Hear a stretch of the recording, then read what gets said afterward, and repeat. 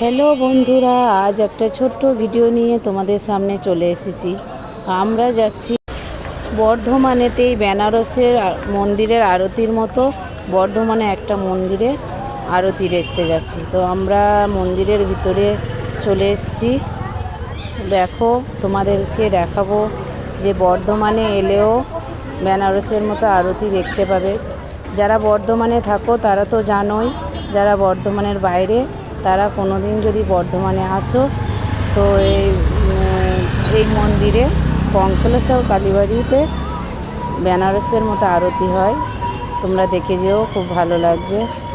তোমরা দেখতে থাকো আরতিটা, তোমাদের জন্য আমি ভিডিওটা করেছি।